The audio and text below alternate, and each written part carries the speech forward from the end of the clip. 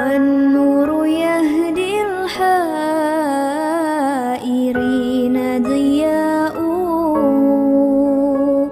وفي الحشر ظل المرسلين لواء. Kemudian Syekh menyebut, cari tuan guru. Cari tuan guru. Pertama, cari orang yang memang berkehendakkan Allah. Yang kedua, cari tuan guru. Kenapa? Sebab kita ni tuan-tuan, tak kenal lagi mana orang baik, mana orang jahat. Kita ni tak kenal lagi mana orang ikhlas dengan orang tak ikhlas. Sebab kita orang yang walaupun umur dah tua, tapi baru dalam dunia ni. Baru dalam mengenali dunia ini. Macam contoh ginilah tuan-tuan. Dia tuan-tuan masuk bidang baru, tuan-tuan akan rasa umur tua tu tak beri manfaat apa-apa. Termasuk satu bidang, Allah kita tua, tapi kena belajar juga. Terpaksalah. Sama juga bila kita menyedari Allah beri kita hidayah untuk kenal Allah Subhanahu Wa Taala. Maka kita tak tahu mudaratnya kat mana. Jadi kita perlukan orang tolong beritahu kita mudarat kat mana. Kita tak tahu orang ikhlas yang nak bawa kita atau orang tu ialah orang yang ada kepentingan dengan kita, lalu dia rosakkan kita. Maka penting pertama cari orang-orang yang berkehendakkan Allah. Dan orang yang berkehendakkan Allah, dia akan tunjuk guru. Tapi bila kita kenal dia, kita kenal guru dia. Bila kita kenal gurunya, waktu itu barulah kita nampak jalannya. Jalannya. Ia satu benda yang fitrah dalam kehidupan beragama. Mereka mengenali sahabat, sahabat tunjuk kepada Rasulullah SAW. Mereka mengenali tabi'in, tabi'in tunjuk mana sahabat. Sebab tabi'in berguru dengan sahabat. Demikian seterusnya. Seorang bila kenal ahlullah, orang-orang yang dekat dengan Allah, maka dia akan tunjuk guru dia. Dan guru inilah guru yang mursyid, yang disebut sebagai guru yang mursyid, yang mampu untuk mengajar kita mengesahkan Allah dengan sebenar. Dan guru ini mampu untuk menjadikan kita kenal Allah dan melihat Allah. Kalau kita tak boleh lihat dengan mata kepala kita, kita melihat dengan hati. Kalau kita tidak boleh melihat dengan hati kita, kita melihat dengan ilmu kita, makrifat, ilmu. Melihat Allah SWT. Mereka yang akan bimbing. Syekh Abdul Qadir menyebut salah satu sifat mereka ialah beramal dengan ilmu. Bila kita lihat bagaimana para ulama mengajar kita dalam nak mencari guru, setengah menyebut bahawa guru yang kita nak cari paling kurang dia ada 3 sifat asas bagi guru. 3. Yang pertama ialah dia mempunyai ilmu para ulama. Maksudnya bila kita cerita ulama-ulama, dia ada ilmu tu. Ilmu para ulama. Maka dia tahu nasnya, Qurannya, hadisnya, tafsirnya. Dia tahu selok belok hukum akal. Maka ini dia ada ilmu ulama sebab ulama ni waris Nabi. Yang kedua, dia ada hikmatul hukama. Dia mempunyai hikmah, kebijaksanaan. Yang macam mana? Dia tahu benda ni nak cakap bila, yang ni macam mana, yang ni bagaimana. Kita dah sebut perkataan hikmah tadi ialah dia tahu waktu yang sesuai, perkataan yang sesuai dalam meletakkannya, dalam bercakap tentang. Dia tahu. Sebab dia ada hikmah. Umpama kita tuan-tuan, kita tuan rumah, kita tahu bila nak angkat makanan tu. Bukan kamu datang angkat, kita tahu nanti dulu, duduk dulu. Okay, kita angkat ni dulu, starter dulu. Kemudian kita ajak dia pula makan tengah. Kita tahu makanan-makanan sesuai untuk kita angkat. Sebab kita ahli hikmah. Kalau seorang tu misal contoh makan kat hotel lah. Dia ni makan hidang ni. Dia tahu okay, mula-mula apa makanan dia. Lepas tu yang kedua. Kemudian yang ketiga. Yang keempat sampai last sekali. Dia dah susun. Ikut turutan. Hikmah. Jadi hikmah ni maksudnya kita buat sesuatu pada tempatnya, pada masanya yang sesuai. Kita nak marah anak kita. Kita tak marah tengah dia makan nasi. Kita tak marah dia depan orang ramai. Kita tak marah dia depan adik-beradik lain misalnya. Itu hikmah. Supaya poin kita nak sampaikan itu benar-benar berkesan. Bukannya bila nak marah anak, tarik telinga depan orang, lempang depan orang. Kita tak hikmah. Kita mungkin akan terfitnah dengan perbuatan kita. Akhirnya masuk penjara dera anak. Sebab tak bijak. Ini bila seorang ayah, dia nak hukum anak dia, dia mesti ada hikmah. Dia tak hukum sembrono seumpama itu. Sehingga dia tak dapat hasil yang dia nak. Hasil dia nak biar budak ni berubah. Tapi akhirnya budak ni berdendam dengan dia. Dia bukan seorang ayah yang berhikmah. Dan yang ketiga, dia mesti ada siasatul muluk. Dia mesti ada politik para raja. Maksudnya, guru ni tuan-tuan, kalau kita tengok, macam mana raja memerintah? Macam mana Perdana Menteri memerintah? Dia ada struktur dan organisasi dia. Guru dia pandai menguruskan kita. Sebagaimana seorang menteri menguruskan kabinet dia, sebagaimana seorang raja menguruskan tenteranya. Dia orang yang bijak mengurus. Guru yang pandai mengurus. Bukan sekadar guru tadi ada ilmu ulama, dia hikmah hukama, dia ada ilmu pengurusan dia. Sehingga dia boleh urus dengan baik. Dia tahu macam mana anak murid ni nak starting kat mana. Dia urus. Okey, sampai orang ni berjaya. Kalau jenis, kita katakan contoh, kalau seorang buka sekolah lah, kita tahun 1 belajar apa, tahun 2 belajar apa, ini pengurusan dia. Sehingga orang ni keluar memang bijak. Urus di bisa dia. Ini 3 syarat asas. Setengah ulama meletakkan, dia perlu ada 12 syarat sebagai seorang guru kita nak belajar. Kalau kita nak belajar dengan guru-guru yang kita sebut menjadikan kita kenal Allah, maka dia mesti ada 12 sifat. 12 sifat yang kita kenali melalui pergaulan. Pertama, dia kena ada 2 sifat Tuhan. Maksud 2 sifat Tuhan ialah 2 sifat yang kita katakan mulia, yang menunjukkan kehebatan sifat itu. Yang pertama, sifat menutup keaiban. Yang kedua, bersifat pemaaf. Ini sifat Allah yang utama. Allah tutup keaiban kita. Contoh kalau ikut kita buat jahat ni banyak, tapi orang tak nampak pun. Dan Allah tutup. Bukan orang puji kita walau kalau orang tahu siapa kita, teruk kita ni. Allah bersifat satar dan sitir. Satar ataupun sitir bermaksud yang menutup keaiban. Jadi seorang guru pun dia sama. Dia ada sifat menutup keaiban. Dan ghaffaran, dia mesti pemaaf. Kalau seorang buat salah, dia mudah maafkan, dia tak risau. Ini 2 sifat yang diambil daripada sifat Tuhan. Dan 2 sifat yang diambil daripada sifat Nabi Muhammad SAW. Iaitu dia mesti bersifat syafiqan, raqiqan. Syafiq maknanya cepat kasih belas. Kesian, cepat kesian. Dan rafiq, seorang yang lembut. Lembut, bukan orang kata raqiq, bukan seorang yang kita bengkeng melulu, tak ada. Dia ada raqiq, dia riqah. Dan dia mesti ada 2 sifat Abu Bakar As-Siddiq. Guru tadi, 2 sifat Abu Bakar As-Siddiq, iaitu sadiq dan mutasaddiq. Dia ini seorang yang benar dan membenarkan. Dan dia mesti ada 2 sifat Umar Al-Khattab. Apa dia 2 sifat Umar Al-Khattab?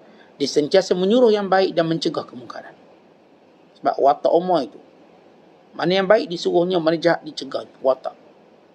Semua sahabat ada watak ni, tapi yang kita kata menonjol. Dan dia kena ada 2 sifat Uthman bin Affan. Apa dia? Suka beri makan pada orang. Jadi kalau ada dia, adalah makanan. Tak ada dia, tak ada makanan. Sebab apa? Terkenal sebagai pembuah. Sebab Uthman bin Affan seorang yang suka memberi makan. Suka dia beri makan seronok. Biar makan banyak-banyak pun tak apa. Dia makan dengan ahli ta'at. Sehingga kita baca sirah Imam Asy-Syafi'i rahimahullah. Imam Asy-Syafi'i ini memang dia order seorang tukang masak untuk masak apa yang anak murid dia nak. Nak cakap nak makan apa. Ini tukang masak ni akan masak. Imam Asy-Syafi'i bayarkan. Ini suka dia beri makan. Sebab ini memang sifat. Antara sifat guru yang mursyid. Suka beri makan sebab itu anak murid tak lapar dengan dia. Kenyang, okey, cukup. Sebab itu rugi kalau anak murid depan tok guru tak nak makan. Belakang tok guru makan banyak. Rugi. Dia kena makan banyak depan tok guru dia. Sebab tok guru dia suka. Gembira. Tapi depan tok guru lah ada air lah, itulah, inilah. Balik rumah nampak pinggang belasah. Jadi kita jangan tunjuk kita kurang makan depan guru kita. Tunjuk kita selera makan. Dia pun seronok. Sebab kalau kita tunjuk ni tak nak makan, okey, bubar, tak ada mandi makan, habis kita. Rugi kita tak dapat mendampingi mereka dan sebagainya. Sebab tu kita kena tahu waktu mana nak makan banyak, waktu mana nak makan sikit. Kita duduk dengan orang lain makan sikit sudah lah. Duduk dengan orang baik, kita makan banyak sebab kita ada waktu berbual lebih banyak. Maka Uthman bin Affan sifatnya ialah dipanggil it'am, dia tak suka beri makan. Dan yang kedua ialah musalliyan bil laili wan nasu niyam. Sifat suka bangun malam, keadaan orang lain tidur. Kenapa dia sebut? Awakah pun qiyam, Umar pun qiyam, tapi dia sebut Uthman sebagai satu sifat yang menunjuk.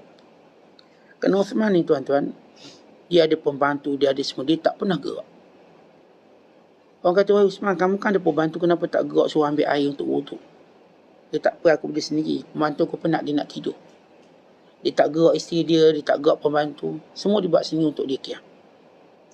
Maka dia perumpamaan orang yang benar-benar bangun malam, sehingga keluarganya tak sedar dan tidak disusahkan.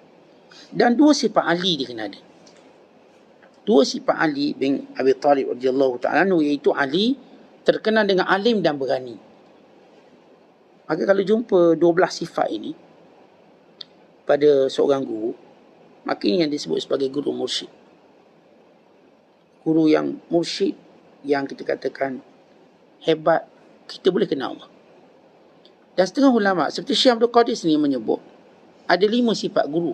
Tadi kita sebut ada 3, ada 12. Ni ada yang menyebut 5. Kadang kita tengoklah tok guru kita ni, kadang-kadang dia kurang di sini, tapi dia dah ada beberapa syarat cukup. Sebab barangkali kita nak cari semua, tak jumpa, atau kita tak nampak lagi sifat tu pada dia. Kerana sebahagian sifat itu seperti tersembunyi, tak nampak. Seperti sifat takut kan Allah, tak nampak sangat. Dia macam happy-happy je. Macam ramai ulama, bila dia bersama dengan muridnya, dia akan jadi watak kelakar, tapi bila dia bersendirian, dia menangis. Sebab dia tak nak tunjuk. Bila bersendirian, dia dengan Allah, dia seperti kain buruk.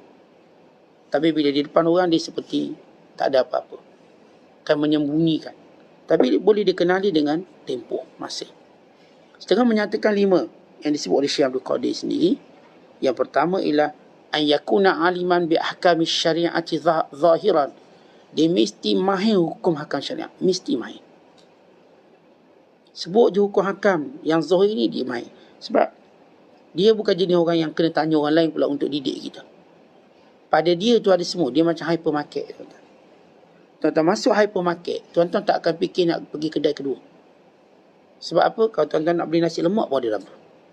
Ayam goreng pun ada dalam tu. Tuan-tuan nak beli penukur pun ada. Tuan-tuan nak beli mainan anak pun ada. Tuan-tuan nak beli barang basah ada, barang kering ada. Sabung ada, racun ada, plastik sampah dia jual. Maksudnya bila seorang pergi hypermarket, saya tak rasa dia akan pergi kedai lain pula. Allah menaikkan dia lupa. Dah pergi hypermarket, dah pernah 2 troli, balik lupa, kicap tak beli. Akhir beli kedai kunci sebelah rumah. Itu rezeki dia lah tu. Tapi biasanya semua benda tu ada, cuma yang jadikan kita tak dapat sebab kita lupa. Tok guru kita ni ada belaka, tapi kita lupa nak belajar dengan dia. Jadi kita anggap macam tak ada, walau dia ada. Dan yang kedua sifatnya ialah dia mesti ahli ilmu hakikat, yakni ilmu tasawuf. Hakikat ini kata ulama ialah ilmu berkait dengan hati. Cara nak rawat hati, penyakit dia datang dari mana, rawatnya bagaimana, tempohnya bagaimana. Sebab ilmu hati ni yang susah. Sebab ia berkait dengan sesuatu yang perlukan mujahadah. Ilmu zahir ni senang. Kita nak didik dengki, sama sekarang ada dengki. Tak habis lagi dengki kita ni. Sembahyang lah dah pandai salat. Puasa pun dah pandai. Haji pun Masya Allah 3-4 kali dah. Tapi nak buang sifat dengki, nak buang sifat-sifat buruk, riak ni belum lagi ni. Okay, sebab itu kita perlu guru yang tahu selok belok dan juga mana punca-puncanya yang menyebabkan kita riak tak habis-habis ni, sombong tak habis-habis. Dan yang ketiga kata ulama, kariman sakhiyan ma'aduyufi. Dia mesti seorang yang amat pemurah pada tetamunya. Dan tetamu dia yang paling utama ialah muridnya.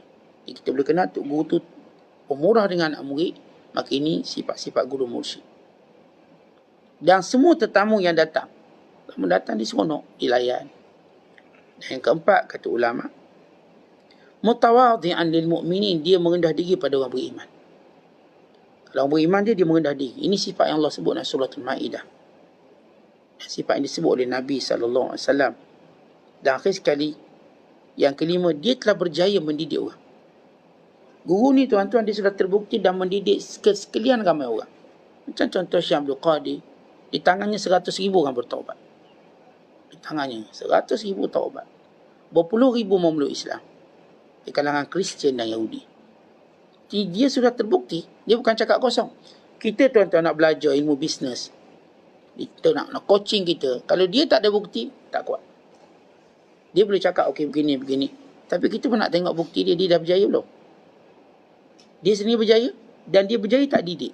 Alhamdulillah saya dah lahirkan 40 orang jutawan. Orang percaya. Saya dah sekolah ni sudah melahirkan 30 pemimpin negara. Telah melahirkan 30 pemimpin masyarakat. Orang pun percaya.